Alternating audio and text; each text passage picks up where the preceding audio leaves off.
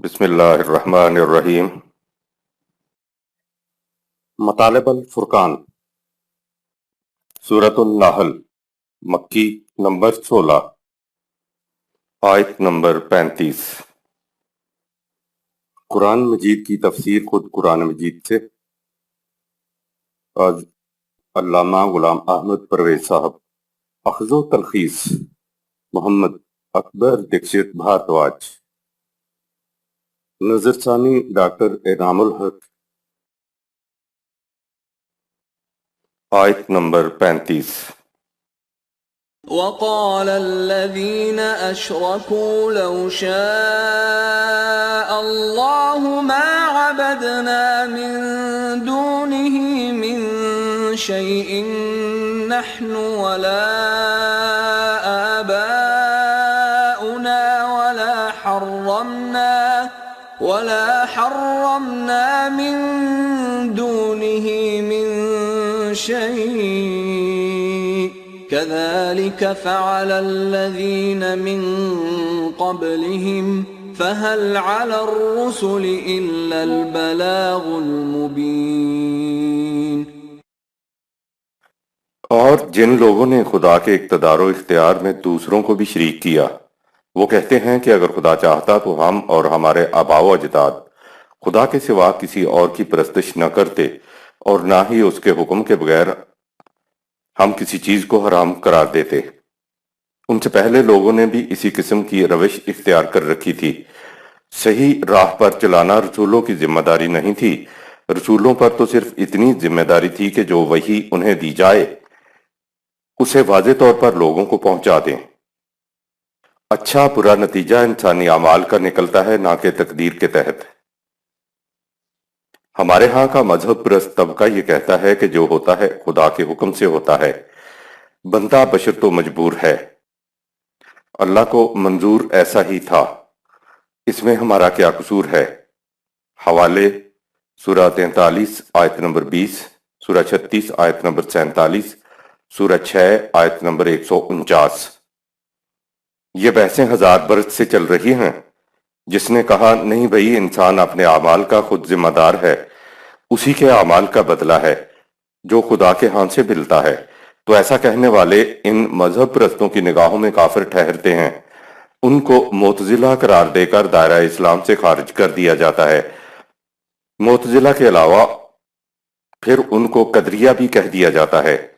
سارا قرآن اس سے بھرا ہوا ہے کہ بما کنتم تعملون، سورہ 16 آیت نمبر 32، وَنِعْمَ أَجْرُ الْعَامِلِينَ، سورہ 3 آیت 136، اور ما عملو، سورہ 16 آیت نمبر 34۔ یعنی جو کچھ نتیجہ نکلا ہے وہ تمہارے اپنے اعمال کی وجہ سے نکلتا ہے، ہم کچھ نہیں کرتے۔ مذہبی گروہ جبریہ ہے اور کہتا ہے کہ نہیں صاحب، خدا قادر المطلق ہے، سب کچھ اس کے حکم سے ہوتا ہے، بندہ تو مجبور محض ہے، ساری ذمہ داری خدا پر ڈالتے ہیں۔ یہ کوئی نئی بات نہیں ہے۔ سورہ 16 آیت 29 میں متکبرین کا ذکر آیا تھا، اور اس آیت میں مذہب پرست طبقے کا ذکر ہے۔ مذہب پرست راضی برضا رہنے والے ہوتے ہیں، جو خدا کر دے سر تسلیم خم کر دیتے ہیں۔ اگر ان سے راہ راست پر آنے کے لیے کہا جائے تو کہتے ہیں لو شاء اللہ، سورہ 16 آیت نمبر 35۔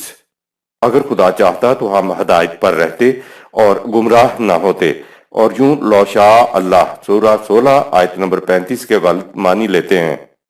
آیت نمبر 36۔ وَلَقَدْ بَعَثْنَا فِي كُلِّ أُمَّةٍ رَّسُولًا أَنِ اعْبُدُوا اللَّهَ وَاجْتَنِبُوا الطَّاغُوتَ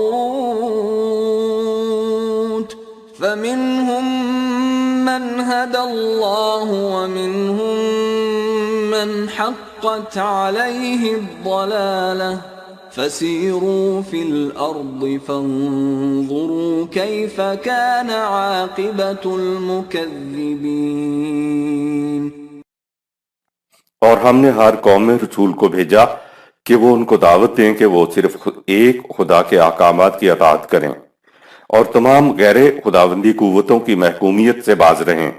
سو ان میں سے بعض نے قانون خداوندی کی محکومیت اختیار کی اور بعض نے انکار کیا تو انکار کرنے والوں پر گمراہی ثابت ہو گئی۔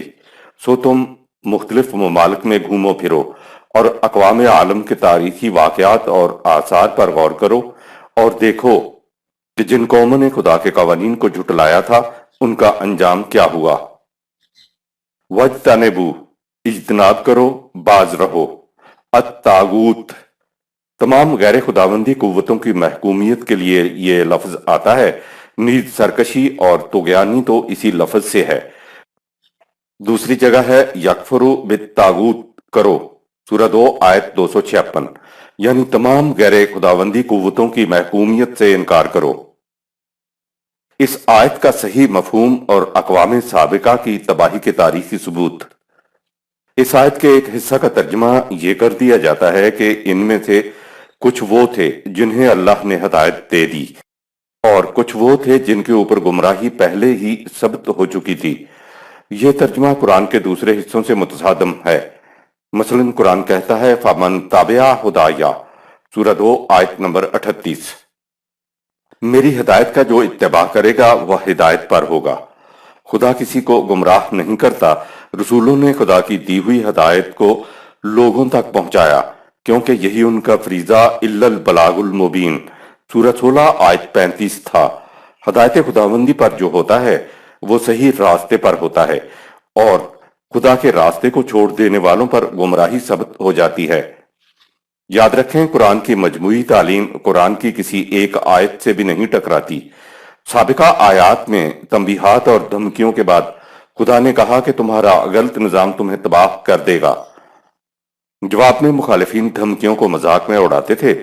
خدا نے تاریخی ثبوت کے طور پر کہا کہ جاؤ اقوام گزشتہ کے تباہ شدہ کھنڈرات کا مشاہدہ کرو اور دیکھو کہ ان کا نظام کیسا تھا جس کی وجہ سے وہ تباہ ہوئے، لیکن مخالفین باز نہ آئے۔ اس کے بعد کہا کہ ان کی تباہی لازم ہو چکی ہے۔ رسول اللہ صلی اللہ علیہ وسلم کی دلی آرزو، تمنا اور خواہش تھی کہ قوم ہدایت کے راستے پر آ کر تباہی سے بچ جائے۔ عام انسان تو اپنے مخالفین کی تباہی پر بہت خوش ہوگا، لیکن نبی تو بنتا ہی وہ ہے جس کی شخصیت کا مقام بہت اونچا ہو۔ معلوم ہوا کہ ایک بلند کریکٹر کی شخصیت اور ایک عام شخصیت میں کتنا فرق ہوتا ہے۔ ایسے موقعوں پر بھی رسول کے قلب کی کیفیت کو قرآن نے یوں بیان کیا ہے کہ یوں نظر آتا ہے کہ تو اس بات پر اپنی جان ہی کھلا دے گا کہ یہ کیوں راہ راست پر نہیں آ رہے ہیں۔ سورہ 18 آیت نمبر 6۔ آیت نمبر 37۔ إن تحرص على هداهم فإن الله لا يهدي من يضل وما لهم من ناصرين۔ اے رسول، تیری دلی آرزو ہے کہ یہ مخالفین صحیح راستہ اختیار کر لیں، لیکن اللہ ان لوگوں کو زبردستی سیدھی راہ پر نہیں چلایا کرتا جو اپنے اختیار و ارادے سے خود غلط راستہ اختیار کر لیں، اور نہ ہی قانون خداوندی کے خلاف ایسے لوگوں کا کوئی حامی و ناصر ہوتا ہے۔ شخصیت اور ایگو میں فرق۔ تحرص، حریص ہونا، خواہشمند ہونا، آرزومند ہونا۔ ایگو اور پرسنالٹی میں فرق یہ ہے کہ انا یعنی شخصیت ہر انسان کے اندر ہوتی ہے جسے اس کی میں بھی کہا جاتا ہے اور اسی کو اس کا سیلف بھی کہا جاتا ہے۔ سیلف یا انا یا نفس یا ذات یا انائیت یا میں ہی تو انسانی زندگی کا ستون اور بنیاد ہے۔ یہ درمیان سے ہٹ جائے تو پھر یہ حیوان رہ جائے گا۔ ذات کے دو پہلو ہیں، ایک کا نام علماء سائیکالوجی نے سیلف رکھا ہے اور دوسرے پہلو کا نام ایگو رکھا ہے۔ جب انسانی ذات کسی دوسرے کی فلاح و بہبود کے لیے کوئی ایسا کام کرے جس میں اس کا اپنا کوئی فائدہ مقصود نہ ہو تو یہ انسان کے سیلف کا ایکشن ہوتا ہے، اور جب وہ ایسا کام کرے جس میں صرف اپنا ہی فائدہ مقصود ہو تو یہ اس کے ایگو کا ایکشن ہوتا ہے۔ رسول اللہ صلی اللہ علیہ وسلم جب پہلے دن یہ کہتے ہیں کہ میں تم سے اپنے لیے کوئی معاوضہ نہیں چاہتا تو یہ اس کا سیلف پکار رہا تھا۔ رسول صلی اللہ علیہ وسلم کی زندگی میں کہیں ایگو نہیں آیا، ہمیشہ سیلف آیا۔ جن لوگوں کی ذات میں یہ دونوں پہلو ہوں تو ان کے اندر ایک کشمکش ہوتی ہے۔ باہر کی دنیا میں جتنی تباہیاں نظر آتی ہیں وہ انسانوں کی ایگو ٹکرا رہی ہوتی ہے۔ اگر انسانوں کی ذات میں سے ایگو کا پہلو نکل جائے اور صرف سیلف رہ جائے تو دنیا جنت کا نمونہ بن جائے۔ انبیاء کی دعوت میں اپنا فائدہ مقصود نہیں ہوتا تھا، اسی لیے وہ مخالفین کی ہدایت کے لیے حریص ہوتے ہیں تاکہ یہ تباہی سے بچ جائیں۔ خدا کے قانون کے مطابق صحیح راستہ اختیار کیا جا سکتا ہے، لیکن شرط یہ ہے کہ جو اختیار کرنا چاہے صرف وہی اختیار کر سکتا ہے۔ دوسرے مقام پر ہے کہ اِنَّکَ لَا تَہْدِی مَنْ أَحْبَبْتَ، سورہ 28 آیت نمبر 56۔ تم کسی کو کتنا ہی عزیز کیوں نہ رکھو، تم اسے ہدایت نہیں دے سکتے۔ رسول کا کام راستہ بتانا ہے، راستے پر چلانا نہیں۔ چلانے کے اندر اگر کہیں کسی طرح کا فزیکل جبر آ جائے تو وہ ہدایت کے راستے پر چلنا کہلاتا ہی نہیں۔ لا اکراہ فی الدین، سورہ 2 آیت 256۔ دین میں کوئی جبر نہیں۔ صحیح راستے پر آنا انسان کے اپنے فیصلے کی بات ہے۔ اگر پیار محبت سے بہلانے پھسلانے سے بھی کوئی ہدایت پر آتا ہے کہ اچھا جی تمہاری خاطر میں یہ مان لیتا ہوں، تو یہ جذباتی ایموشنل جبر ہوگا۔ ایسے شخص کو ہدایت یافتہ نہیں کہا جائے گا۔ جو شخص ہدایت پر آنے کا خود فیصلہ نہ کرے تو ایسے شخص کے لیے نہ رسول کچھ کر سکتا ہے اور نہ خدا ہی کچھ کر سکتا ہے، کیونکہ خدا جبر نہیں کیا کرتا۔ آیت نمبر 38۔ وَأَقْسَمُوا بِاللَّهِ جَهْدَ أَيْمَانِهِمْ لَا يَبْعَثُ اللَّهُ مَن يَمُوتُ بَلَىٰ وَعْدًا عَلَيْهِ حَقًّا وَلَٰكِنَّ أَكْثَرَ النَّاسِ لَا يَعْلَمُونَ۔ اور مومنین کی ابتدائی کمزوریوں کے پیش نظر یہ مخالفین قسمیں کھا کھا کر کہتے ہیں کہ جس قوم پر مردنی چھا جاتی ہے تو وہ پھر قوت و اقتدار کے ساتھ نہیں اٹھ سکتی۔ اچھا ان سے کہہ دو یہ خدا کا وعدہ ہے کہ مومنین ابھریں گے اور یہ بات حقیقت بن کر سامنے آئے گی، لیکن اکثر لوگ خدا کے قانون کی کار فرمائی کو نہیں سمجھتے۔ اقوام کی موت و حیات کا دار و مدار غلط اور صحیح نظریہ حیات پر ہے۔ عام معنی تو اس آیت کے یہی ہیں کہ یہ قسمیں کھا کھا کر کہتے ہیں کہ جو مر جاتا ہے اس کو خدا پھر نہیں اٹھاتا، لیکن سیاق و سباق بتا رہے ہیں کہ یہ آیت اخروی زندگی سے متعلق نہیں ہے، اس کا تعلق دنیاوی زندگی سے ہے۔ اس بات کی تائید سورہ 16 آیت نمبر 42 بھی کر رہی ہے۔ قوموں کی کمزوری، ناداری، زوال اور تباہی کو قرآن قوموں کی موت کہہ کر پکارتا ہے۔ ایسی قوموں کو ہم خود بھی مردہ قومیں کہتے ہیں۔ لفظ آیا ہے بعث، یہ لفظ دراصل آزادی کے معنی میں استعمال ہوتا ہے۔ بعث پارٹی کے معنی ہے آزادی دلانے والی پارٹی۔ آزادی کی جہت سے بعث کے معنی ہوں گے کسی کے راستے میں جو رکاوٹیں ہیں وہ ہٹا دی جائیں۔ یہ ٹھیک ہے کہ مرنے کے بعد کی زندگی کو بھی بعث بعد الموت کہا گیا ہے، وہ بھی موت ہے، لیکن ہر مقام پر مقصود ہی موت نہیں ہوتی۔ اگر مفہوم لیا جائے کہ خدا مرنے کے بعد کسی کو زندہ نہیں کرے گا تو یہ مفہوم فٹ ان نہیں ہوتا۔ بات تو کشمکش کی ہو رہی تھی کیونکہ یہ صحیح راستے پر نہیں آ رہے ہیں۔ بات ہو رہی تھی ان کے غلط نظام کی کہ جو طریق تم نے اختیار کیا ہوا اس کا نتیجہ تباہی ہے۔ مخالفین صحیح اور غلط نظاموں کا مقابلہ نہیں کر رہے تھے، وہ صرف اپنی مادی قوت کا کمزور مومنین کی قوت سے مقابلہ کر رہے تھے۔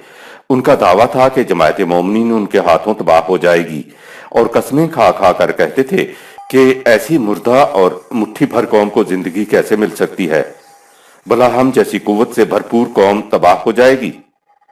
خدا ان کی قسموں کے جواب میں کہتا ہے بلا، سورہ 16 آیت نمبر 38۔ اس کے معنی ہوتے ہیں اچھا تم یہ سمجھتے ہو یا یہ کہتے ہو۔ وعدن علیہ حقن، سورہ 16 آیت نمبر 38۔ اچھی طرح جان لو کہ خدا کا وعدہ حقیقت بن کر ابھرتا ہے۔ خدا کا وعدہ دراصل خدا کا قانون ہوتا ہے۔ خدا کا کلمہ یعنی نظام یا قانون غالب آ کے رہے گا۔ دیکھیے سورہ 9 آیت نمبر 40۔ وَلَكِنَّ أَكْثَرَ النَّاسِ لَا يَعْلَمُونَ، سورہ 16 آیت نمبر 38۔ لیکن اکثر لوگ خدا کے قانون کی کار فرمائی سے آگاہ نہیں ہوتے۔ آیت نمبر 39۔ لِيُبَيِّنَ لَهُمُ الَّذِي يَخْتَلِفُونَ فِيهِ وَلِيَعْلَمَ الَّذِينَ كَفَرُوا أَنَّهُمْ كَانُوا كَاذِبِينَ۔ مومنین کو یہ غلبہ اس لیے ہوگا تاکہ لوگ اس وقت جن امور میں اختلاف کرتے ہیں وہ کھل کر ان کے سامنے آ جائیں، اور تاکہ نظام خداوندی کے مخالفین جان لیں کہ وہ اپنے دعوے میں جھوٹے تھے۔ اختلاف کا فیصلہ دنیا میں ہونا چاہیے۔ یہ آیت بھی دنیاوی زندگی سے متعلق ہے، کیونکہ اگر مرنے کے بعد اخروی زندگی میں معلوم ہو کہ کون سچا اور کون جھوٹا تھا تو اس کا کوئی فائدہ نہیں۔ بات تو یہاں کی ہے کہ جو غلطی پر ہے اس کی غلطی یہاں اس کے سامنے آئے، محسوس ہو کہ جس بات میں یہ اختلاف کرتے تھے وہ کس قدر غلط تھی اور جماعت مومنین کس قدر سچ کی حامل تھی۔ یہ بات یہاں سامنے آنی چاہیے تاکہ سچ اور جھوٹ کے واضح ہو جانے کے بعد جو صحیح راستے کی طرف آنا چاہیں وہ آ جائیں، اور یہ حقیقت مخالفین کے سامنے واضح ہو کر سامنے آ بھی گئی تھی۔ اب رہی یہ بات کہ یہ کچھ کیسے ہوا، آگے ملاحظہ فرمائیں۔ آیت نمبر 40۔ إنما قولنا لشيء إذا أردناه أن نقول له كن فيكون۔ ہم جب کسی بات یا شے کا ارادہ کر لیتے ہیں تو ارتقائی قانون مقرر کر کے کہہ دیتے ہیں کہ ہو جا، تو وہ شے مختلف ارتقائی مدارج طے کرتی ہوئی آخر الامر ظہور میں آ جاتی ہے اور ایسا ہو کر رہتا ہے۔ خدا کا ارادہ طبعی کائنات میں محسوس شکل میں نمودار ہوتا ہے۔ کسی شے کے متعلق خدا کے ارادے کے معنی یہ ہوتے ہیں کہ خدا کے ارادے میں پوشیدہ شے کو ارتقائی مراحل طے کرانے کے لیے عالم امر میں ایک قانون بنایا جاتا ہے۔ پھر وہ بات یا شے جو ابھی ارادے ہی میں ہے وہ طے شدہ قانون کے مطابق عالم خلق میں ارتقائی منازل طے کرتی بتدریج تکمیلی منزل تک جا پہنچتی ہے۔ خدا کن ہو جا الفاظ ادا نہیں کرتا، یہ تو انسان کو سمجھانے کے لیے ایسا کہا ہے۔ ہو جا سے مراد یہ ہے کہ قانون بنتے ہی ارادے میں پوشیدہ بات یا شے عالم خلق میں خود بخود قانون کے مطابق ہونا شروع ہو جاتی ہے۔ ارادے میں طیب اور باطل کا فیصلہ ہوتا ہے۔ خدا نے اعلان کیا ہے کہ باطل نظام تباہ ہو کے رہے گا، اس کی بنیاد میں خرابی کی صورت مضمر ہوتی ہے، کیونکہ باطل کائناتی قوانین سے ہم آہنگ نہیں ہوتا۔ طیب کے متعلق اعلان کیا کہ پروان چڑھ کر رہے گا، طیب کائناتی قوانین سے ہم آہنگ ہوتا ہے، اس لیے اس کی بنیاد میں تعمیر کی صورت مضمر ہوتی ہے۔ اب نتیجہ نکلنے میں یا بات کے پورا ہونے میں وقت اتنا ہی لگتا ہے کہ وہ بات یا شے کتنے تدریجی مراحل طے کرنے کے بعد آخری منزل تک پہنچے گی۔ یہ نہیں ہو سکتا کہ خدا کے قانون کے مطابق گامزن ہو کر شے طے شدہ منزل تک نہ پہنچے۔ آیت نمبر 41۔ والذين هاجروا في الله من بعد ما ظلموا لنبوئنهم في الدنيا حسنة ولأجر الآخرة أكبر لو كانوا يعلمون۔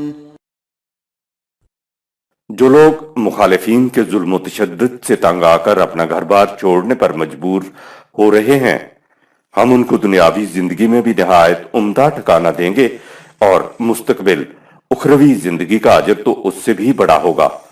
اے کاش یہ مومنین کی ابتدائی کمزوری کا تمسخر اڑانے والے مخالفین خدا کے قانون سے باخبر ہوتے کہ۔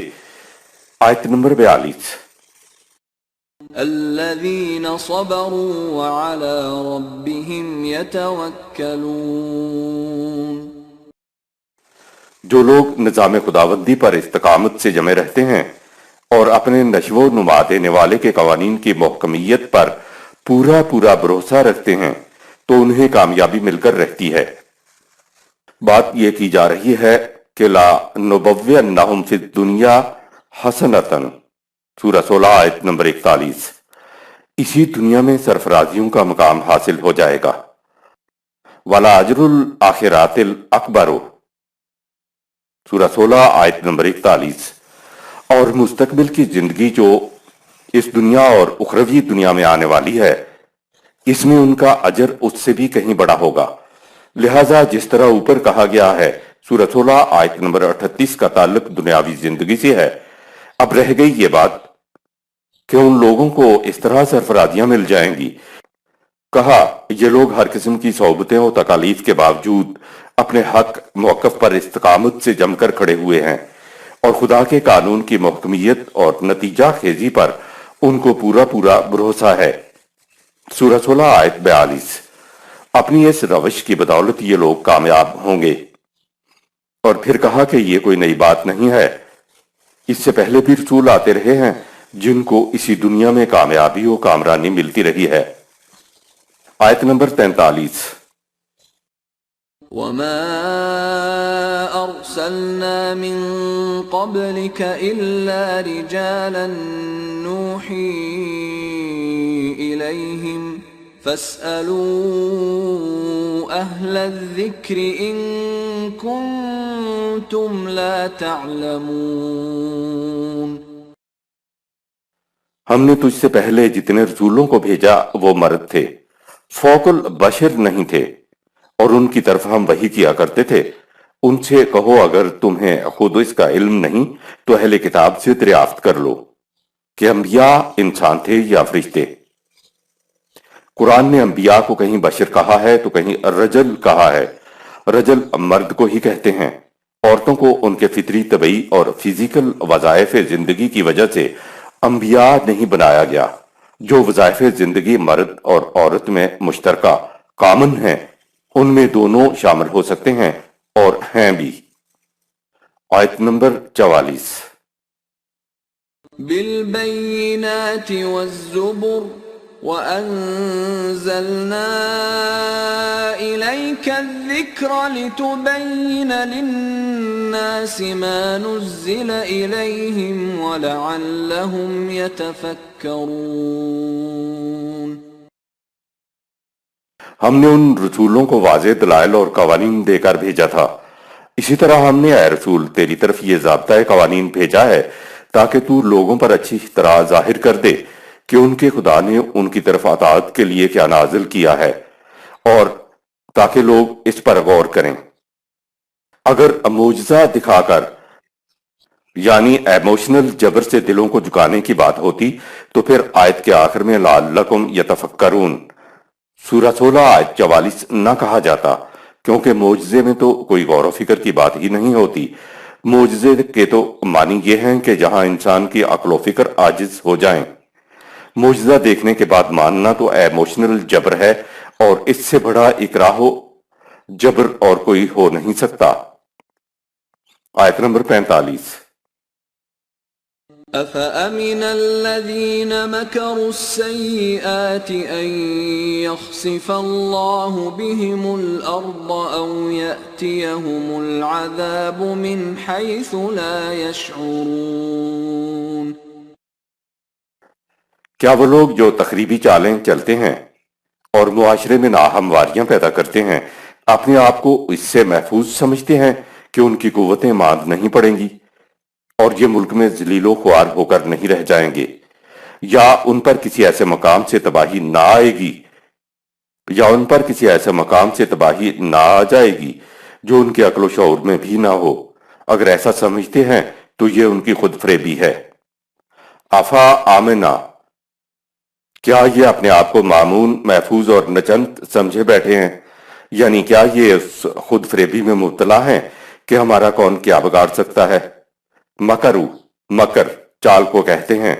مکرو کے ساتھ سیئات آیا ہے تو معنی ہوں گے ایسے برے کام یا بری چالیں جن سے معاشرے میں ناہمواریاں پیدا ہوں۔ یکسف اللہ بہم الارض سورہ 16 آیت نمبر 45 کا عام ترجمہ ہے کہ اللہ ان کو زمین میں دھنسا دے، تو یہ ترجمہ کرنے والوں نے عذاب کی ایک قسم بیان کی ہے۔ خسف کے معنی ہوتے ہیں چاند یا سورج کو گہن لگ جانا، جن سے ان کی دمدماتی روشنی و حرارت چھن جائے۔ زوال و انحطاط کو قرآن نے گہنا جانے سے تشبیہ دی ہے۔ جس میں روشنی اور حرارت دونوں کم ہو جاتی ہیں۔ سورج پر اسی کے نظام کے ایک چھوٹے سے سیارے زمین کا سایہ پڑتا ہے، اور ایسا سایہ پڑتا ہے کہ سورج جو اپنے آپ کو بڑا سمجھتا ہے کہ روشنی و حرارت دونوں قوتیں گہن جاتی ہیں۔ قوتیں ماند پڑ جانا، یہ تھی تباہی کی ایک صورت۔ دوسری تباہی وہ ہے جو ان پر ایسے مقامات سے آئے گی جو ان کے شعور میں بھی نہ ہو۔ محسوسات کی دنیا میں نظام کے نتائج زیر زمین غیر محسوس طور پر مرتب ہوتے رہتے ہیں، اور ظہور نتائج کے وقت وہ تباہی آمیز نتائج ٹھوس شکل میں سامنے آ جاتے ہیں۔ کہا کہ یہ تباہی یوں آئے گی۔ آیت نمبر 46۔ أو يأخذهم في تقلبهم فما هم بمعجزين یا ان خود فریبیوں کو وہ ایسی حالت میں پکڑ لے جب یہ اپنی اسکیموں کو بروئے کار لانے میں مصروف ہوں اور اپنی اسکیموں کا الٹ پھیر کر رہے ہوں، تو یہ لوگ خدا کے قانون مکافات کی گرفت سے بچ نہیں سکتے، اور نہ ہی یہ اسے بے بس کر سکتے ہیں۔ آیت نمبر 47۔ أو يأخذهم على تخوف فإن ربكم لرؤوف رحيم یا وہ ان خود فریبیوں کی قوتوں کو آہستہ آہستہ کم کر کے اور اپنی گرفت میں لے کر بالآخر ختم کر دے، تاکہ انسانیت کی ربوبیت ہوتی رہے۔ پس خدا کے نظام ربوبیت کا تقاضا ہے کہ لوگ تخریبی قوتوں کے ظلم سے محفوظ رہیں اور ان کی نشو و نما ہوتی رہے۔ آیت نمبر 48۔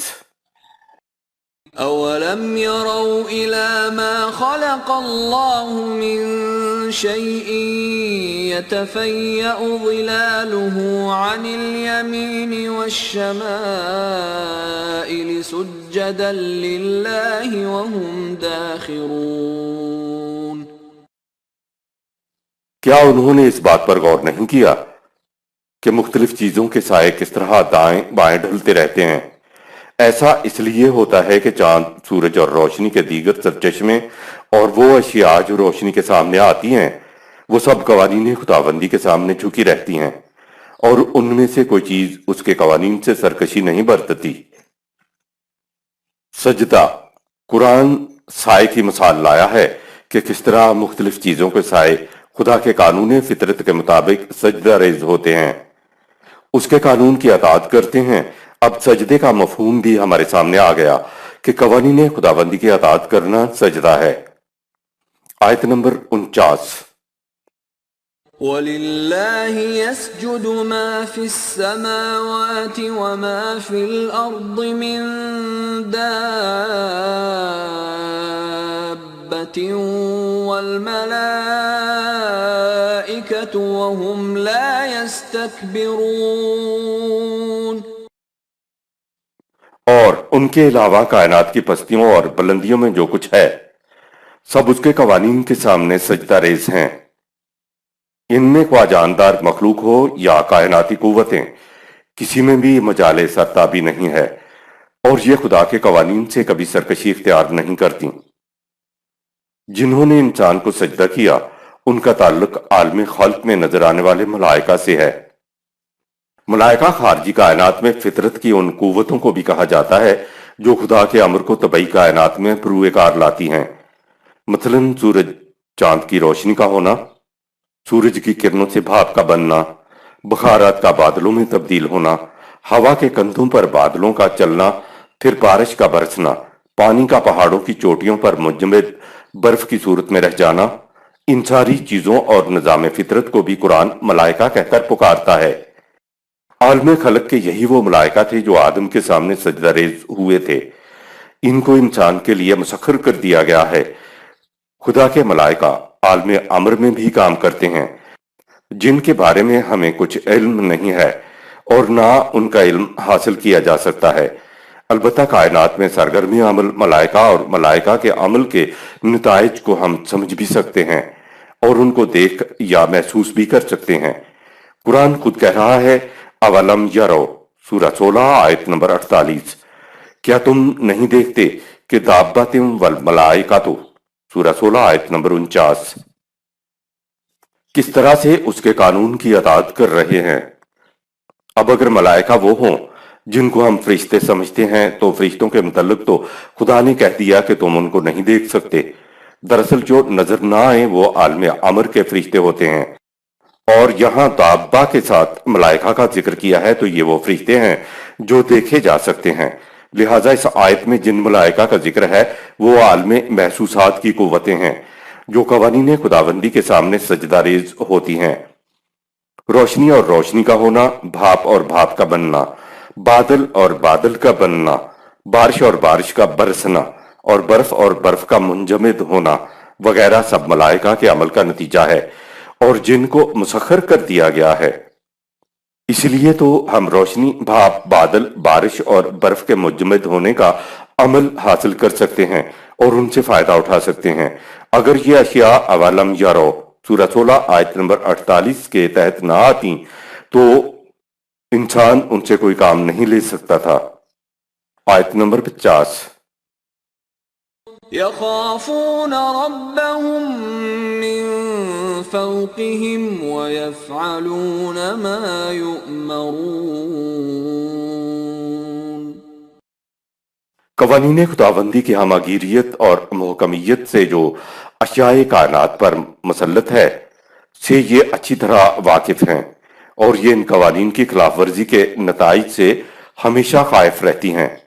इसलिए जिस रास्ते का उन्हें हुक्म अमर दिया गया है वह सर झुकाए उस पर चलती रहती हैं। यखाफून रब्बहुम मिन फौक़िहिम। आयत का मुरव्वजा तर्जुमा तो यही है कि वो अपने ऊपर अपने रब से डरते हैं। खुदा को अपने ऊपर कहना गलत है। इसके लिए तो समत या टाइम का तस्वर भी नहीं करना चाहिए, क्योंकि टाइम वक़्त और स्पेस, सिमत यानी ऊपर नीचे दाएं और बाएं का तस्वर तो महसूस चीजों के लिए होता है और खुदा इससे बहुत बुलंद है, पाक है। वह हुआ माअकुम ऐना मा कुंतुम सूरह 57 आयत नंबर 4। जहां कहीं भी हम होते हैं वो हमारे साथ होता है। सही मफहूम यह है कि वो जो तबई कायनात के ऊपर खुदा के कवानीन मुसल्लत हैं उनसे सरकशी इख्तियार करने से कायनात की अशिया खाइफ रहती हैं। यफालूना बा योमरूना, वो हदायत डायरेक्शन के मुताबिक अमल करती हैं, काम करती हैं, सरगर्म अमल रहती हैं। आयत नंबर 51। वक़ाल अल्लाहु ला तत्तखिज़ू इलाहैन इस्नैन इन्नमा हुवा इलाहुन वाहिदुन फ़इय्याय फ़रहबून। खुदा ने कहा, ए इंसानों, दो इलाह ना बना लेना। यकीनन कायनात हो या इंसानी दुनिया, सब में इक़्तिदार व इख्तियार सिर्फ एक ही खुदा का है। इसके सिवा इक़्तिदार किसी और का नहीं है। तो तुम्हें सिर्फ मेरे ही कवानीन का इत्तेबा करना चाहिए और मेरे कवानीन की खिलाफ वर्जी के तबाहकुन अवाकिब से डरना चाहिए। अस्समा और अर्ज में अलग अलग दो खुदा नहीं है, दोनों का एक ही इलाह है। एक कायनात अस्समावात की है और उसका भी इलाह खुदा है। इस कायनात में सूरज, चांद, सितारे और सियारे यानी मालूम तबई कायनात और नामालूम तबई कायनात बशमूल इंसान का तबई जिस्म शामिल है। इस कायनात को खारजी कायनात कहते हैं।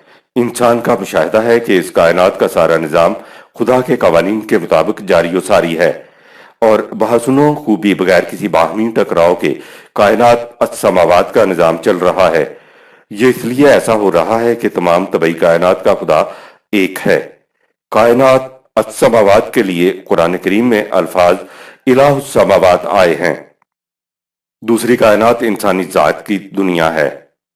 इस दूसरी कायनात को इंसानी कायनात या इंसान की दाखिली कायनात या इंसानी जात की कायनात कहते हैं। इस कायनात में भी इलाह खुदा ही है और उसके लिए कुरान करीम में इलाहुल अर्ज के अल्फाज आए हैं। कुरान ने इलाहुस समावात और इलाहुल अर्ज लाकर बताया यह है कि अस्समावात यानी खारजी कायनात और अर्जी कायनात यानी इंसान की दाखिली कायनात, दोनों का इलाह एक ही है। جس طرح خارجی کائنات قوانین خداوندی کے مطابق بغیر کسی باہمی ٹکراؤ کے بحسن و خوبی چل رہی ہے اور مشیت خداوندی کے مطابق طے شدہ ارتقائی منازل کی طرف بتدریج بڑھتی چلی جا رہی ہے، تو اے انسانوں، اگر تم بھی اپنی داخلی کائنات یعنی اپنی معاشی، معاشرتی، سماجی، تمدنی اور سیاسی زندگی میں اپنے اختیار و ارادے سے ان قوانین خداوندی کا اتباع کرو جو کہ وہی بذریعہ انبیاء تم کو ملے ہیں، تو تمہاری داخلی دنیا ذات کی دنیا ارتقائی منازل طے کرتی ہوئی اس منزل تک پہنچ جائے گی جو خدا کی مشیت میں اس کے لیے پہلے سے طے پا چکا ہے۔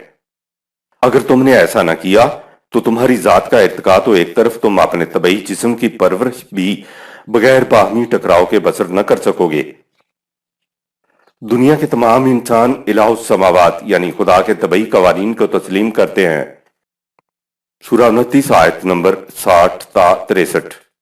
ان آیات میں خدا کہتا ہے کہ جب تم مانتے ہو کہ خارجی کائنات میں سب کچھ خدا کے طبعی قوانین کے مطابق ہوتا ہے، تو داخلی کائنات یعنی انسانی کائنات کے معاشی، معاشرتی، سماجی، تمدنی اور سیاسی میدانوں میں تم کیوں بہک جاتے ہو کہ یہ خدا کے قوانین کی ضرورت نہیں؟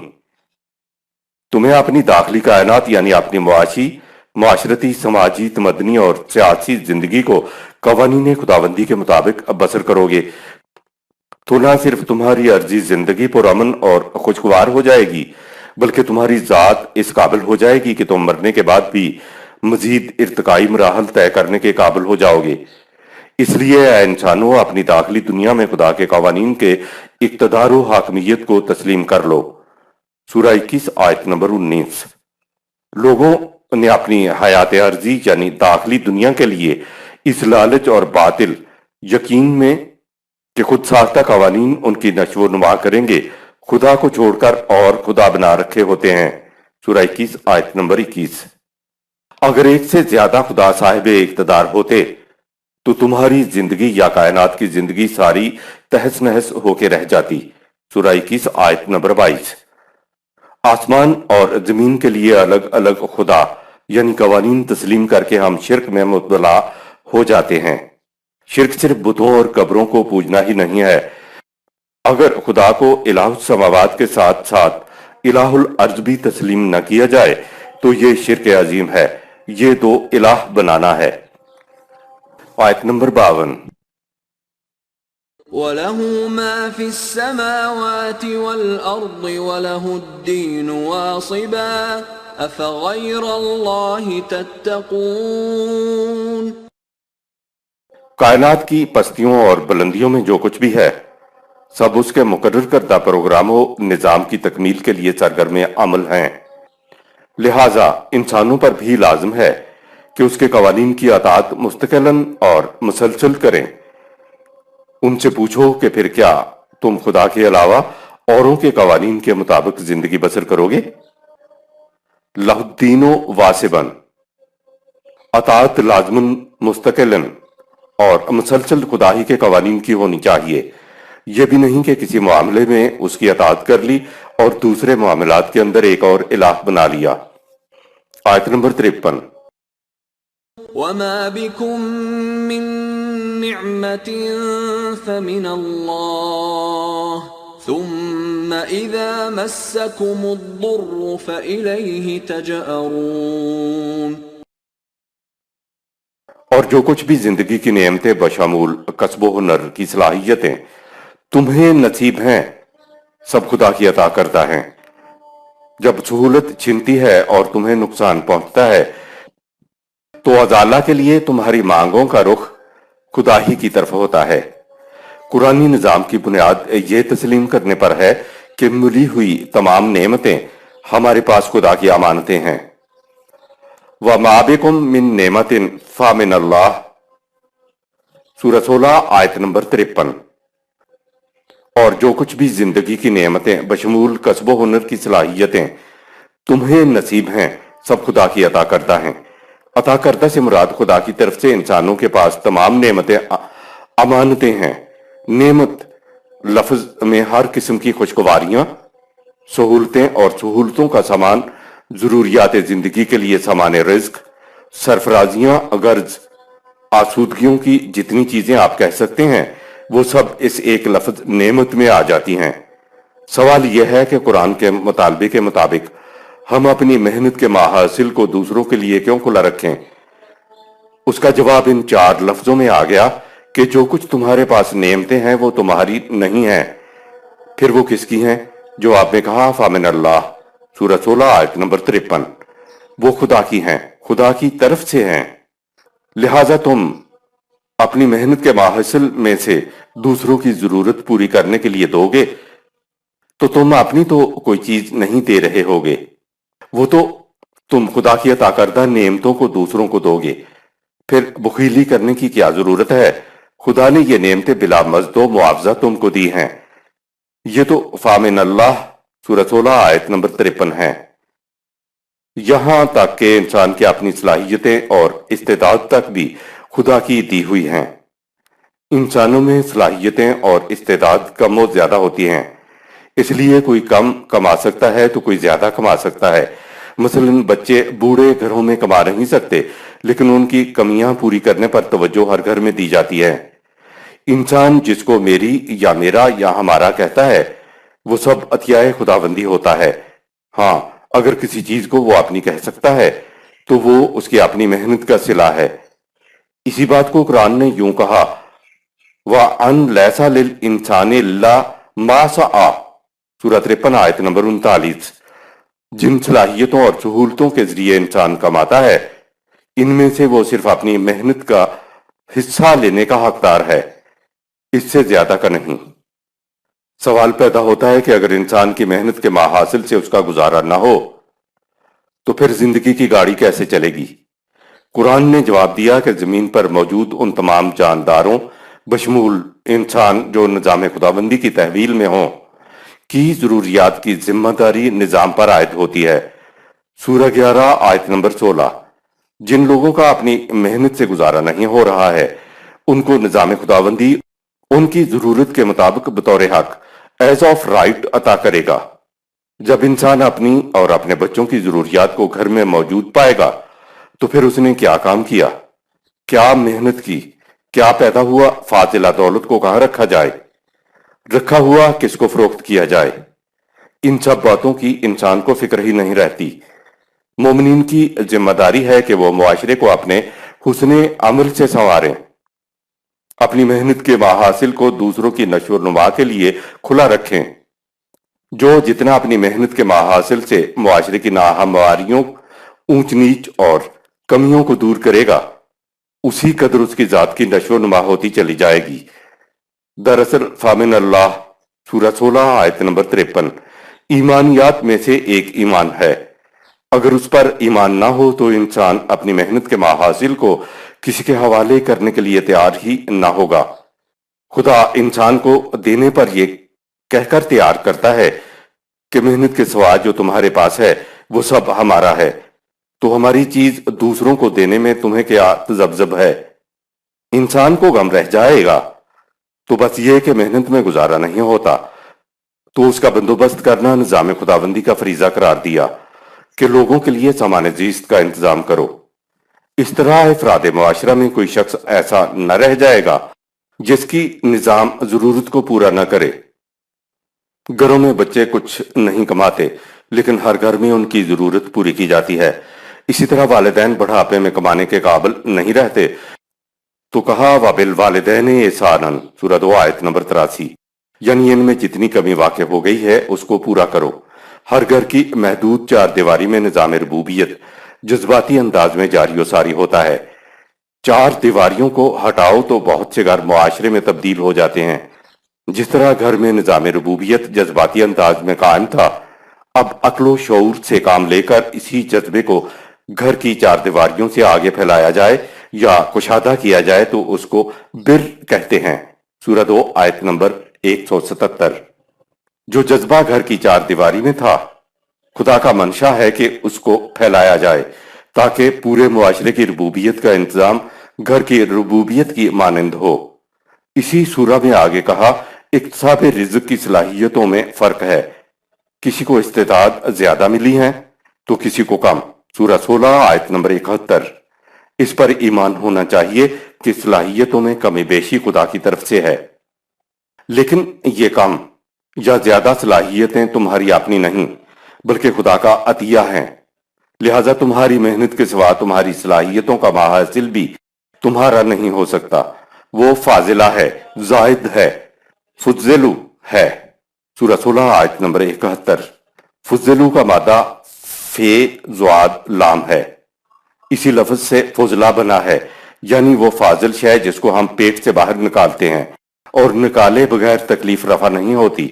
फाजिला दौलत एक जगह जमा हो जाए तो वो मुआशरे के लिए तकलीफ का बायस होती है। इससे मुआशरे में नाहमवारियां और कमियां पैदा हो जाती हैं, जिसका नतीजा फसाद है। इसी आयत में एक और लफ्ज है बेरादी। सूरह 16 आयत नंबर 71। इसके मानी है जिसकी कोई चीज हो उसको वापस दे देना, लौटा देना। लिहाजा जो हम दूसरों को दे रहे होते हैं वो उन्हीं का होता है। खुदा की तरफ से ज्यादा सलाहियतें अता होने के सबब जो जायद जरूरत खुदा की नेमतें तुम्हें हासिल हों तो निजाम के जरिए उनको अपने मातहतों में ये कहते हुए तकसीम कर दो कि तुम अपनी ये अमानत मुझसे संभाल लो। फाजिला दौलत देने से इंसान को डर लगेगा कि फहुम फी है सवाउन। सूरह 16 आयत नंबर 71। ऐसे तो दूसरे मेरे बराबर हो जाएंगे। खुदा कहता है कि अगर ये जज्बा इंसान में बेदार हो रहा है तो सुन लो, ये जायद तो मेरा था, मेरा अता करता था। इसको दूसरों को दे दोगे तो तुम पर कोई ज्यादती नहीं होगी, दूसरे बराबर ही हो जाएंगे, तुमसे आगे तो नहीं बढ़ जाएंगे। आगे है अफा बे नेमातिल्लाहि यजदून। सूरह 16 आयत नंबर 71। क्या तुम इस बात से इनकार करते हो कि जो नेमतें तुम्हें हासिल हैं खुदा की नहीं है, ये तुम्हारी हैं? यानी जो चीजें तुम्हें खुदा की तरफ से मिली हुई हैं उनको तुम अपनी समझे हुए हो। उसका मतलब तो यह हुआ कि पहला बुनियादी ईमान फमिन अल्लाह सूरह 16 आयत नंबर 53 है, यानी जो कुछ है ये खुदा का अतिया है। तो क्या तुम इससे इनकार करते हो?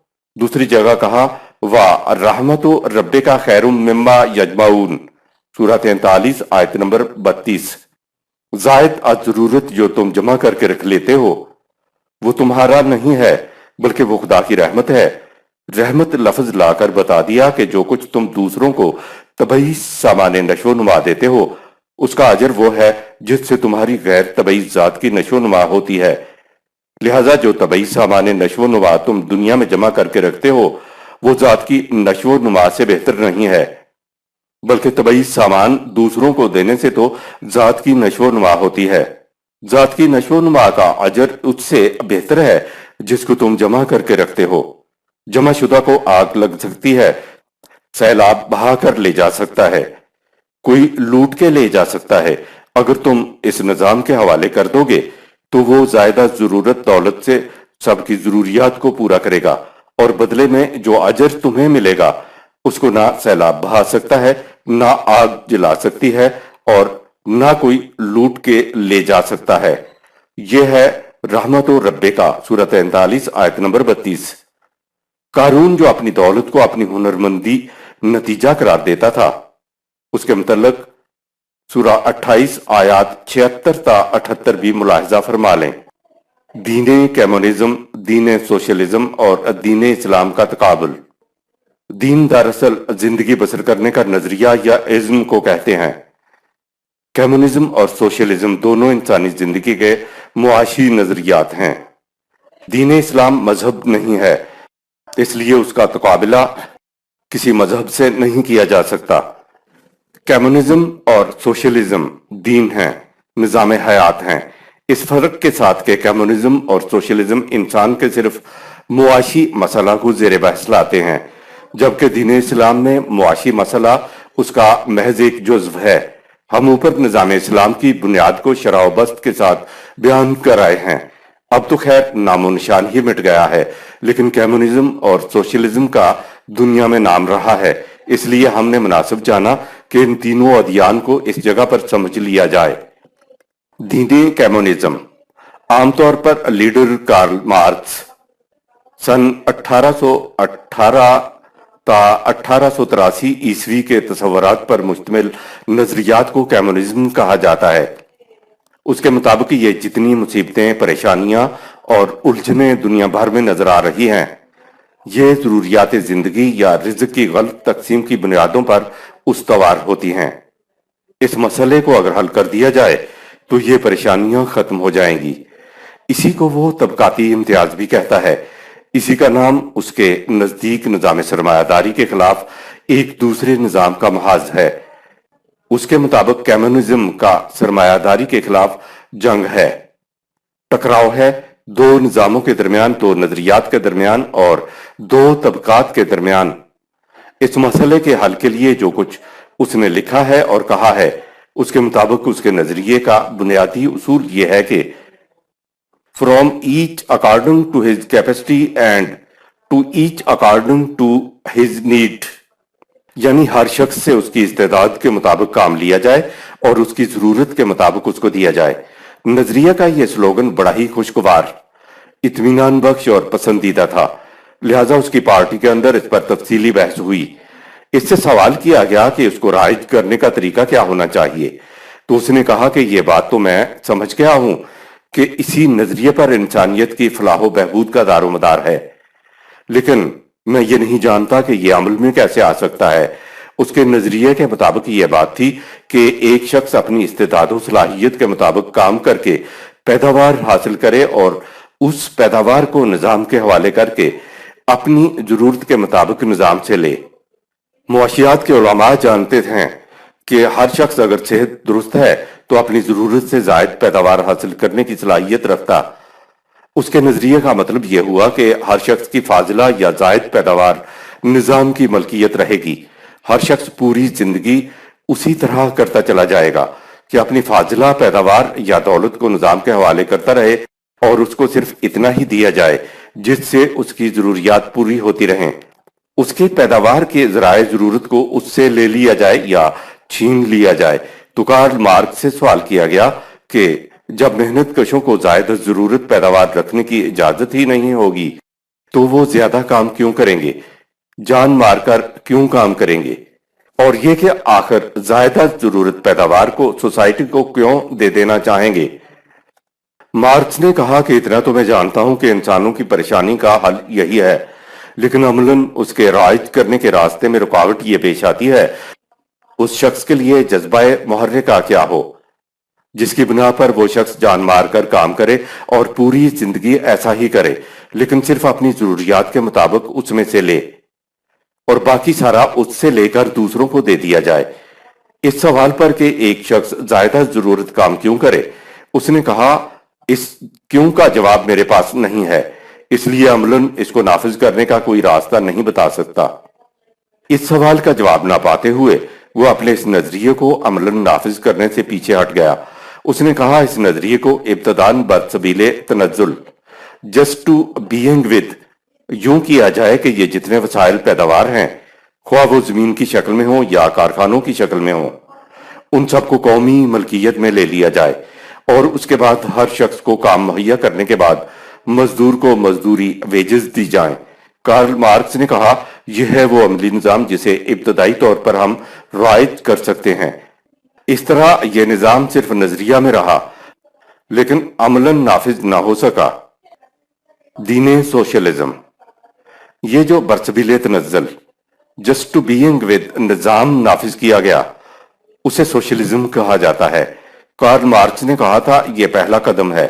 خود مارکس کی پارٹی میں یہ اعتراض ہوا کہ یہ تو کیپٹلزم ہی کی ایک ذرا سی بدلی ہوئی شکل ہے، اور کہا گیا کہ اس کو زیادہ سے زیادہ ایک ویلفیئر اسٹیٹ کہہ سکتے ہیں۔ اصل سوال تو یہ ہے کہ مزدور کی مزدوری کے تعین کا اصول اور معیار کیا ہو۔ کیپٹلزم میں کارخانے کا مالک ایک فرد ہوتا ہے اور وہی اجرت طے کرتا ہے اور ادا کرتا ہے۔ مزدور، سپروائزر اور انجینئر کی اجرت وہ ایک شخص کارخانے کا مالک مقرر کرتا ہے۔ اسی مقرر کردہ اجرت کو حاصل کرنے کے لیے محنت کش کارخانوں، زمینوں وغیرہ کی طرف رخ کرتے ہیں۔ تو کیپٹلزم اور سوشلزم میں بس فرق یہ ہوا کہ کیپٹلزم میں کارخانے کا مالک اجرت متعین کرتا ہے اور سوشلزم یعنی اشتراکیت میں تم نے کارخانے کے مالک کی جگہ اسٹیٹ کو उजरत मुतय्यन करने पर लाभ उठाया है। वहां एक शख्स उजरत मुकर्रर करता है तो सोशलिज्म में वही काम स्टेट का एक ग्रुप करेगा। तो सवाल किया गया कि उजरत मुतय्यन करने में कैपिटलिज्म और सोशलिज्म में फर्क क्या है। इन एतराजों के बाद पार्टी के लोग मार्क्स का साथ छोड़कर अलग हो गए। दुनिया में कम्युनिज्म ना पहले कभी नाफिज हुआ और ना अब कहीं नाफिज है। मार्क्स के बाद लेनिन सन 1870 ता 1924 ईस्वी ने आकर सोशलिज्म नाफिज किया। आज भी जो कम्युनिस्ट है वो यही कहता है कि मार्क्स के पास जज्बा मुहर्रिका नहीं था, तो आज भी हमारे पास इसका हल नहीं है, इसलिए सोशलिज्म ही नाफिज किया गया। ये निजाम रूस में तो नाकाम हो चुका है और फिर चीन में नाफिज हुआ, अब वहां भी पीछे हटता चला जा रहा है। ये दरअसल कैपिटलिज्म ही की एक तरमीम शुदा शक्ल है। सरमायादारी निजाम में मालिक कारखानेदार या जिम्मेदार होता था और वो उजरत मुतय्यन किया करता है। सोशलिज्म में मालिक की जगह स्टेट आ गई। जब तक लेनिन बरसरे इख्तियार रहा, उसकी शख्सियत पर्सनैलिटी कल्ट इतनी बड़ी थी कि उससे वाबस्तगी की बिना पर वो लोग ये निजाम चलाते रहे। उसके बाद रूस में ये निजाम रूबे जवाल हुआ। चीन में माओ जेतुंग सन 1893 ता सन 1976 ईस्वी और उसके साथियों में से एक आध की पर्सनैलिटी थी जिसकी वजह से यह निजाम चीन में चलता रहा। लेकिन अब चीन भी कैपिटलिज्म की तरफ गामजान है। माओ जेतुंग को भी क्यों यानी जज्बा मुहर्रिका न मिल सका। दीन इस्लाम कम्युनिज्म के बानी मार्क्स को क्यों का जवाब न मिल सका था और सोशलिज्म सरमायादारी की ही बदली हुई शक्ल है। नबी अकरम सल्लल्लाहु अलैहि वसल्लम ने इस क्यों यानी जज्बा मुहर्रिका का जवाब देते हुए 1400 साल पहले इस मुआशी नजरिए को, जो अभी किसी इंसान के जहन में भी ना आया था, दीन इस्लाम के एक जुज़्व के तौर पर नाफिज करके दिखा दिया था। स्टेट की तरफ से वज़ाइफ दिए जाते थे और वज़ाइफ का तयन हर फर्द की जरूरियात को मद्देनजर रखकर किया जाता था। हत्ता के माले गनीमत जो सारी फौज का होता था, इसमें भी तकसीम का ये उसूल था कि गैर शादीशुदा के लिए कम हिस्सा और शादीशुदा बाल बच्चों वालों के लिए हिस्सा उसकी जरूरत के मुताबिक होता था। वज़ाइफ बकदर जरूरत मुकर्रर करके रसूलुल्लाह सल्लल्लाहु अलैहि वसल्लम ने लोगों को काम पर लगा दिया और क्यों का भी जवाब दिया। कुरान तो क्यों का जवाब दिए बगैर कोई हुक्म ही नहीं देता। क्यों का जवाब पाकर जमायत मोमिनीन ने वही के मुताबिक एक मुआशरा, एक निजाम तश्कील कर लिया, तो ये न सिर्फ उनकी तकालीफ दूर हुई बल्कि दूसरों की तकालीफ का हल उस जमायत के हाथों हुआ। वो जवाब है वमा बिकुम मिन नेमतिन फमिनल्लाह, सूरह 16 आयत नंबर 53। जो कुछ तुम्हारे पास है वो खुदा की तरफ से अता करदा अमानतें हैं, लिहाजा उनमें से जितनी भी तुम्हारी जरूरत से जायद हैं उनको जरूरतमंदों की तरफ लौटा दो। नेमतें हमारी अता करता हैं, लेकिन अगर तुम ज्यादा जरूरत को बरजाओ रगबत दूसरों को दोगे तो उससे तुम्हारी जात की नशो नुमा हो जाएगी। ये था दूसरों को देने का जज्बा मुहर्रिका जो इस्लाम ने दिया। कम्युनिस्ट इनकार के बावजूद ईमान रखते हैं। कम्युनिस्ट अमूमन सवाल करते हैं कि साहब ये तो बहरहाल आपका ईमान फेथ है, ये बात तो आप अपने ईमान फेथ की बुनियाद पर कह रहे हैं। हम तो ईमान फेथ को नहीं मानते।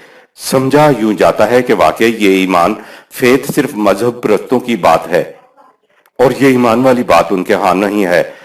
एक मजहब प्रस्त का, एक मुसलमान का ईमान है कि खुदा है, खुदा की तरफ से वही मिली है, वही ने ये उसूलों कवानीन दिए हैं जिन्हें हम तस्लीम करते हैं। उनको तस्लीम करके हम एक ग्रुप या जमायत या उम्मत के फर्द बन गए हैं। पूछा जा सकता है कि कम्युनिस्ट बनने के लिए भी किसी ईमान फेथ की जरूरत है या नहीं। अगर जरूरत है तो उनके ईमान और हमारे ईमान में क्या फर्क है। कम्युनिस्टों के ईमान की बुनियाद यह है कि कोई खुदा नहीं है, कोई वही नहीं है, कोई मुस्तकिल उसूलों कवानीन नहीं है। अब जो मानना है कि ये नहीं है, तो क्या ये मानना ईमान फेथ नहीं है। उनके यहाँ ईमान की शिद्दत इस कदर है कि कम्युनिस्टों के यहाँ जाइए और उनके सामने कहिए कि साहब मैं कम्युनिस्ट हूं, लेकिन मैं खुदा को मानता हूं, वही और अंबिया को मानता हूं, खुदा की तरफ से मुस्तकिल उसूलों कवानीन को मानता हूं और मैं कम्युनिस्ट पार्टी का मेंबर भी बनना चाहता हूं। कोई कम्युनिस्ट पार्टी या कोई कम्युनिस्ट मुल्क आपको कम्युनिस्ट के तौर पर ना अपनी पार्टी का मेंबर बनाएगा और ना कम्युनिस्ट के तौर पर आपको कोई मुल्क का अपना शहरी बनाएगा। देखिए, जब आप कह देते हैं कि मैं खुदा को नहीं मानता, तो आप मुसलमान ग्रुप के मेंबर नहीं रहते। इसी तरह आप कम्युनिस्ट ग्रुप में जाने के लिए या जाने के बाद कह दीजिए कि मैं खुदा को मानता हूं, आप कम्युनिस्ट ग्रुप के मेंबर ही नहीं रह सकेंगे। खुदा को मानने वाला कोई भी शख्स कम्युनिस्ट हो ही नहीं सकता। वही का मानने वाला कोई भी शख्स कम्युनिस्ट हो ही नहीं सकता। यही तो कम्युनिस्टों का ईमान, फेथ है, जिसे ये लोग it is an article of faith कहते हैं। ये कम्युनिस्ट का आर्टिकल ऑफ फेथ है। उनके इन अल्फाज के लिए हमारे यहां लफ्ज ईमान ही आएगा। उनका फेथ ईमान ही है, मगर यह तागूत पर ईमान होता है। उसके बरक्स मोमिन का ईमान ईमान बिल्लाह है। ईमान होने की जेहत से तो दोनों ग्रुप, मुसलमान और कम्युनिस्ट, यकसां नजर आते हैं। ईमान, फेथ तो वहां भी है और यहां भी है। कम्युनिस्ट कहेगा जी ठीक है, आप इन चीजों पर ईमान नहीं रखते जिन चीजों पर हम ईमान रखते हैं। तो मोमिन भी कह सकता है कि तुम उन चीजों पर ईमान नहीं रखते जिन चीजों पर हम ईमान रखते हैं। ईमान तो दोनों तरफ फिर भी हुआ। कोई शख्स कहे ठीक है, मैं अपने ईमान को छोड़ना चाहता हूं, मुझे बताइए कि कम्युनिस्ट बनने के लिए मुझे क्या करना होगा। तो कम्युनिस्ट कहेगा कि तुम्हें ये और ये बातें जो ऊपर बयान हुई हैं, इनको मानना होगा। अगर मैं ना मानूं तो वो कहते हैं कि तुम कम्युनिस्ट नहीं बन सकते। तो जिसको कम्युनिस्ट मानना कहता है, उसी को तो हम ईमान कहते हैं। हमारे ईमान है कि जितनी इंसान की काम करने की बुनियादी सलाहियतें हैं, वो उसकी अपनी नहीं है। जितने भी वसाइल पैदावार हैं, वो इंसान के अपने नहीं हैं, बल्कि वो सब फामिन अल्लाह, सूरह 16 आयत नंबर 53 है। ये मेरा यानी मुसलमान का ईमान है। और कम्युनिस्ट का ईमान है कि फर्द की मलकियत नहीं है, ये सब कुछ स्टेट की मलकियत है। ये तो कम्युनिस्ट का ईमान ही हुआ। तो फिर क्यों कहा जाता है कि कम्युनिस्ट को ईमान फेत नहीं होता? मुसलमानों के ईमान में ना फर्द मालिक है और ना स्टेट मालिक है, ये खुदा की मलकियत है। कम्युनिस्ट कहते हैं कि जिसे तुम मुसलमान खुदा मानते हो, वो तो गैर महसूस है। फिर ये तो एक नजरी एब्स्ट्रैक्ट सी बात हुई। गौर कीजिए, ये नजरी सी बात नहीं है। कम्युनिस्ट कहते हैं कि मलकियत स्टेट की है और मलकियत से फायदा उठाने के लिए स्टेट जो भी कवानीन वो बनाना चाहे बनाने का हक रखती है, क्योंकि ये उसकी मालिक है। हम मुसलमान कहते हैं कि सब चीजों का मालिक खुदा है। तो तुम्हारे तस्लीम शुदा उसूल के मुताबिक खुदा की मलकियत से फायदा उठाने के लिए खुदा को पूरा हक है कि वो जो भी कवानीन अपनी मलकियत के इस्तेमाल के लिए बनाना चाहे बनाए। खुदा के उन्हीं कवानीन को हम वही कहते हैं। स्टेट के कवानीन को मानने का ईमान तो ए कम्युनिस्टो तुम्हारे नजदीक नहायत माकूल बात है, लिहाजा ईमान तुम्हारे नजदीक कोई बुरी बात ना हुई। हम मुसलमान स्टेट की जगह मालिक खुदा को मानते हैं, यह हमारा ईमान है। तुम्हारे ईमान की रूह से स्टेट को अपनी मलकियत को इस्तेमाल करने के कवानीन बनाने के इख्तियारात हासिल हैं और हमारे ईमान की रूह से ये इख्तियारात खुदा को हासिल हैं। तुम्हारे यहाँ स्टेट के जवाबत को कवानीन कहते हैं और हमारे यहाँ खुदा के जवाबत जो वही के जरिए मिलते हैं वो हमारे लिए कवानीन होते हैं।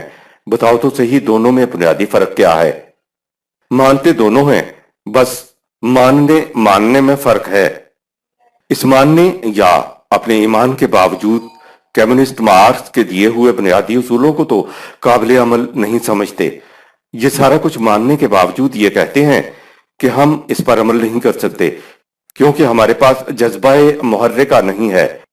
अब जबकि तुमने तस्लीम कर लिया कि जज्बाए मुहर्रिका तुम्हारे पास नहीं है, तो हम मुसलमान देते हैं तुम्हें जज्बाए मुहर्रिका, और वो है वमा बिकुम मिन नेमतिन फमिन अल्लाह, सूरह 16 आयत नंबर 53। यानी तबई अशिया और गैर तबई सलाहियतें सब खुदा की अता करदा है। न सोशलिज्म रहा और न कम्युनिज्म रहा, बात उनसे आगे चली गई। जमीन खुदा की और मेरी सलाहियतें भी खुदा की अता करदा है। इंसान का अपना कुछ भी नहीं है। इंसान खुदा की दी हुई सलाहियतों से काम लेकर जमीन पर काम करता है, अपनी पूरी इस्तेदाद से मेहनत करता है, तो ये अपनी मेहनत की उजरत का हकदार हो जाता है। यानी पैदावार में से मेहनत की निस्बत से हिस्से का हकदार हो जाता है। इसी को कुरान ने यूं कहा, अन लैसा लिल इंसानिल लमासा, सूरह 53 आयत नंबर 39। इंसान का मेहनत के बराबर हिस्सा है। अदल यही है कि पैदावार में जितना काम तुम्हारी मेहनत ने किया है उस निस्बत से पैदावार में से हिस्सा ले लूं और बाकी खुदा की मखलूक के सामाने जीस्त के लिए खुला रखूं, या निजाम की तश्कील हो जाने के बाद निजाम के हवाले कर दो। अब सवाल यह पैदा होता है कि अगर हिस्सा बकदरे मेहनत में भी गुजारा न हो तो फिर क्या किया जाए। कहा कि तुम्हारी और दीगर जमीन के जानदारों की जो निजाम खुदाबंदी की तहवील में आ गए हैं की जरूरियात पूरा करना निजाम का काम है, फिक्र क्यों करते हो। सूरह 11 आयत नंबर 6। कहा कि अगर अदल पर आना चाहते हो तो सिर्फ बकदरे मेहनत मा सा, सूरह 53 आयत नंबर 39 मिलेगा, और हमारे एहसान पर आना चाहते हो तो बकदरे जरूरत मिलेगा। कहा कि अगर बकदरे मेहनत का निजाम चाहते हो तो फिर तुम्हारी मेहनत से तुम्हारा और तुम्हारे बच्चों का पेट ना पले तो हमारा कोई दोष नहीं है। अगर बकदरे जरूरत यानी एहसान वाला निजाम चाहते हो तो तुम्हारी तमाम जरूरतों को पूरा करने की फिक्र निजाम की है। जो कुछ तुम्हें जरूरत है उसको घर में मौजूद पाओगे, तो फिर उसके बाद इस सरदर्द को अपने जिम्मा लेने की क्या जरूरत है कि मैंने क्या काम किया, क्या मेहनत की और क्या पैदा किया। उसको कहाँ रखूं, कहाँ फरोख्त करूं।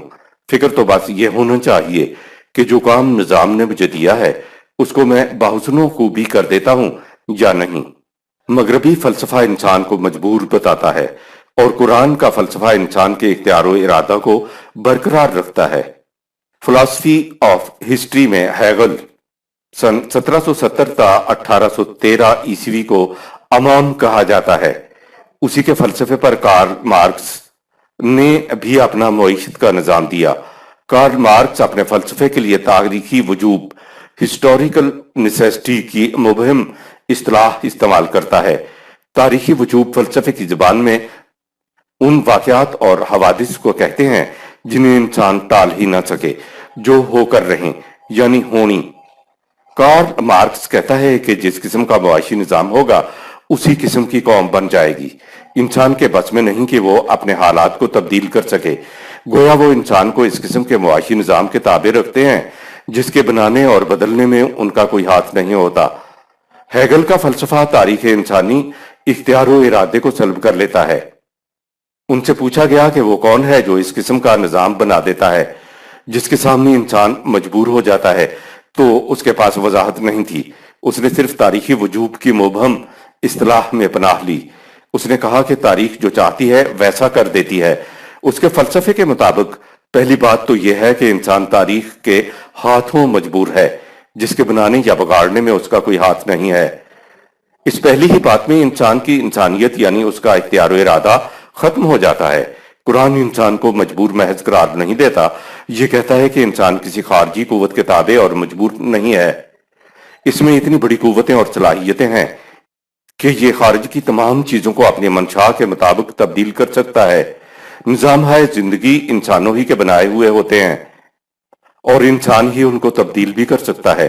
इंसान मजबूर सिर्फ यहां है कि ये अपने बनाए हुए या इख्तियार करदा निजाम के नताइज को तब्दील नहीं कर सकता। संख्या खा लिया जाए या फेंक दिया जाए, ये इंसान के इख्तियार में है, लेकिन संख्या खाने का नतीजा हलाकत की बजाय हयात आवर हो जाए, ये नहीं हो सकता। यहां इंसान मजबूर है। इंसान एक निजाम अपने लिए खुद इख्तियार करता है, लेकिन इस निजाम के जो नताइज होते हैं उनको ये उलट नहीं सकता। सुन्नतल्लाह दर हकीकत इंसानों के इख्तियार करदा रविश या इख्तियार करदा निजामों के नताइज का नाम है। आपने देखा कि मगरबी फलसफे और कुरान के फलसफे में कितना फर्क आ गया है। कम्युनिज्म का फलसफा है कि इंसान मजबूर महज है। कुरान का फलसफा यह है कि इंसान ही निजाम बनाता है और इंसान चाहे तो इख्तियार करदा निजाम को तब्दील कर सकता है। हम नीचे हैगल का फलसफा पेश करते हैं जो उम्मीद है गैर मुतल्लिक न लगेगा। हैगल का फलसफा, इसके फलसफे के खतूत ये हैं। नंबर 1, तमाम कायनात एक मुसलसल तगय्युर का नाम है। यहाँ कोई शय जाम यानी नाकाबिल तगय्युर नहीं है। हर शय में हारान तब्दीली वाक़ होती रहती है। नंबर 2, कायनात की अशिया दर हकीकत तसव्वुरात का मजहर है, हकीकत नहीं है। لہٰذا یہ کائنات دنیا تصورات ورلڈ آف آئیڈیاز ہے۔ نمبر 3، جو کچھ اوپر کہا گیا ہے وہ در حقیقت انسانی تصورات کے متعلق ہے، یعنی یہاں کوئی تصور اپنی مکمل حالت میں نہیں ہے، ہر تصور نامکمل ہے، اس لیے اس میں حیران تغیرات واقع ہوتے رہتے ہیں۔ نمبر 4، زمانہ سلف میں اشیاء اور تصورات کو جامد تسلیم کیا جاتا تھا، اس لیے ان کے لیے منطق لاجک کی روح سے گفتگو کی جاتی تھی۔ اس انداز منطق میں صغرا اور کبرا دونوں مستقل ہوتے تھے اور اس سے مستقل نتیجہ مرتب کر لیا جاتا تھا، لیکن اس حقیقت کے پیش نظر کہ یہاں کوئی شے مستقل اور جامد ہے ہی نہیں، یہ ماضی کا اسلوب منطق بالکل بیکار ہو جاتا ہے، اس کی جگہ اب نیا منطق آنا چاہیے۔ اس نئی منطق کا نام ہیگل کی اصطلاح میں جدلیت ڈائی الیکٹک ہے۔ اس میں صغرا کی جگہ تھیسس ہے اور کبرا کی جگہ اینٹی تھیسس اور نتیجہ مستخرجہ کی جگہ سینتھیسس کی اصطلاح استعمال ہوتی ہے۔ نمبر 5، ایک تصور اپنی ناتمام حالت میں سامنے آتا ہے، اسے تھیسس کہتے ہیں، لیکن اس تصور کی ناتمامیت کو پورا کرنے کے لیے اسی تصور میں سے ایک دوسرا تصور وجود کوش ہوتا ہے جو پہلے تصور کی ضد ہوتا ہے، اسے اینٹی تھیسس کہا جاتا ہے۔ ان دونوں تصورات کی باہمی کشمکش جنگ و جدل سے ایک تیسرا تصور پیدا ہوتا ہے جسے سائنتھیسس کہتے ہیں۔ پہلے دو تصورات کی باہمی کشمکش کے نتیجے میں پیدا ہونے والا یہ تیسرا تصور پہلے دونوں تصورات سے الگ ہوتا ہے، جس میں پہلے دونوں تصورات کے محاسن موجود ہوتے ہیں، اور اس لحاظ سے اس تیسرے تصور کا مقام پہلے دونوں تصورات سے بلند ہوتا ہے، لیکن یہ تصور پھر بھی ناتمام ہوتا ہے۔ اب یہ تیسرا ناتمام تصور پھر سے تھیسس بن جاتا ہے، اسی سے پھر سے ایک اینٹی تھیسس پیدا ہوتا ہے، اور تھیسس اور اینٹی تھیسس دونوں کی باہمی کشمکش یعنی باہمی جدلیت ایک نئے سائنتھیسس کی تخلیق کا موجب بن جاتے ہیں۔ کائنات میں ارتقاء اسی انداز سے جاری و ساری ہے، ازداد کی کشمکش سے ارتقاء۔ نمبر 6، یہ ارتقائی سلسلہ بلندیوں کی طرف جا رہا ہوتا ہے تاکہ ایک دن اس کشمکش مسلسل اور پیکار غیر منقطع سے ایک مکمل تصور کی نمود ہوگی، اسے عالمگیر تصور یونیورسل آئیڈیا یا مطلق تصور ایبسولوٹ آئیڈیا کہا جائے گا۔ در حقیقت یہ تمام جنگ و پیکار محض اس لیے ہے کہ عالمگیر یا مطلق تصور اس طریقے سے تکمیل خواہش سیلف ریئلائزیشن چاہتا ہے۔ اس جدلی ارتقاء سے تصور کی مضمر ممکنات بتدریج مشہود ہوتی چلی جاتی ہیں، اور تصور کی مکمل مشہودیت کا نام ذات تصور کی نمود ہے۔ اسی کو ہیگل روح کائنات ورلڈ سپرٹ بھی کہتا ہے۔ نمبر 7، کوئی تصور مجرد شکل میں سامنے نہیں آ سکتا، تصورات ہمیشہ انسانی جد و جہد کے پیکر میں مشہود ہوتے ہیں، اسی جد و جہد کو انسانی تہذیب کہا جاتا ہے۔ سطور بالا میں جس چیز کو جدلی ارتقاء کہا گیا ہے وہ اپنے لباس مجاز میں انسانی تہذیب کی کشمکش پہم ہے۔ ایک ناتمام تہذیب سے ایک نئی تہذیب ابھرتی ہے جو اس کی ضد ہوتی ہے، ان دونوں کی کشمکش سے ایک تیسری تہذیب منشأ صعود پر آتی ہے جو پہلی دونوں تہذیبوں کے محاسن کو اپنے دامن میں لیے ہوتی ہے، اور سابقہ دونوں تہذیبوں کے مضمومات الگ ہو گئے ہوتے ہیں۔ پھر یہ نئی اور ناتمام تہذیب اس پیکار کی کشمکش کی اگلی کڑی بن جاتی ہے۔ یہ سلسلہ اسی طرح چلا آتا ہے اور اسی طرح جاری رہے گا تاکہ دنیا پر وہ آخری تہذیب چھا جائے گی جو روح کائنات کی مکمل نمود کا پیکر ہوگی۔ یہ ہے ہیگل کے نظریہ کے مطابق شاہراہ زمانہ پر روح کائنات کی داستان سفر۔ اس سارے نظریے کو محض الفاظ میں ٹرائل اینڈ ایرر کا سفر بھی کہا جا سکتا ہے، دوسروں کی ضروریات پوری کرنے کے لیے قرآنی جذبہ محرکہ۔ انسان کے اندر جسم کے علاوہ ایک اور شے ہے جسے ذات یا میں یا خودی یا پرسنالٹی کہتے ہیں۔ یہ کائنات کی شے نہیں ہے، اس لیے یہ طبعی قوانین کی پہنچ سے بھی باہر ہے۔ ذات خدا نے کائنات کے باہر سے یعنی عالم امر سے انسان کو عطا کی ہے۔ طبعی جسم انسانی اسی کائنات کی شے ہے، اسی لیے اس کی نشو و نما طبعی قوانین کے تحت ہوتی ہے۔ جبکہ ذات عالم امر کی شے ہونے کی وجہ سے اس کی نشو و نما ان قوانین کے تحت ہوتی ہے جو عالم امر میں خاص طور پر انسان کے لیے بنائے گئے ہیں، جو اب قرآن کریم کے اندر محفوظ ہیں۔ یہ قوانین خدا نے وہی بذریعہ انبیاء انسانوں کو دیے ہیں، جو اب قیامت تک کے لیے قرآن کریم میں محفوظ ہیں۔ ان اصول و قوانین کو مستقل اقدار بھی کہا جاتا ہے، لہذا طبعی وسائل اور انسان کی غیر طبعی صلاحیتیں جب خدا کی ملکیت ہیں تو ان سے فائدہ اٹھانے کے لیے بھی خدا یعنی مالک کے قوانین کی حدود میں رہ کر فائدہ اٹھایا جائے گا۔ قوانین خداوندی کی اطاعت کرنے سے انسانی ذات کی نشو و نما ہوتی چلی جاتی ہے۔ چونکہ زندگی محض دنیاوی زندگی نہیں ہے، مرنے کے بعد اخروی زندگی بھی ہے، تو جسم انسانی تو اس طبعی دنیا میں منتشر ہو جائے گا، جبکہ ذات جو اس کائنات کی شے نہیں ہے وہ چاہے نشو و نما یافتہ ہو یا غیر نشو و نما یافتہ، اس عالم میں چلی جائے گی جو خدا نے اس کے لیے مقرر کیا ہوا ہے۔ اسی مقرر کردہ عالم کو ہم اخروی دنیا کہتے ہیں، جس کا عالم خلق میں رہتے ہوئے ہمیں کوئی شعور نہیں ہے۔ مسلمان یہ یقین رکھتا ہے کہ اخروی زندگی بھی ہے اور اس میں نشو و نما یافتہ ذاتیں ہی اگلے ارتقائی مراحل طے کر سکیں گی، اور غیر نشو و نما ذاتیں اگلے ارتقائی مراحل طے کرنے سے رک جائیں گی۔ شعور کے تیز ہو جانے کے سبب رک جانے والی ذاتیں اپنے رکنے پر دل گرفتہ ہوں گی اور شدید عذاب میں ہوں گی۔ اس ایمان پر جب عقل انسانی مطمئن ہو جاتی ہے تو قوانین خداوندی کے مطابق زندگی بسر کرنے میں خود اس کا اپنا فائدہ اس انداز میں سامنے آتا ہے کہ میری اخروی زندگی بڑی خوشگوار گزرے گی، تو عقل بے باک یا عقل خود بھی وحی کی روشنی میں عقل جہاں بھی بن جاتی ہے۔ انسان قوانین خداوندی کے مطابق دوسروں کی کمیاں اور ناہمواریاں پوری کرنے کے لیے جس قدر جان مار کے محنت کرتا ہے، اسی قدر اس کی ذات کی نشو و نما ہوتی چلی جاتی ہے۔ اپنی ذات کی نشو و نما کا یہ ہے وہ جذبہ محرکہ جو مارکس، لینن اور ماؤ زیتونگ کو نہ مل سکا۔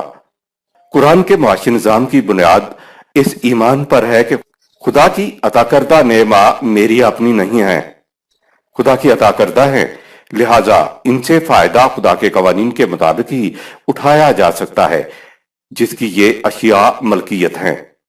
آیت نمبر 54۔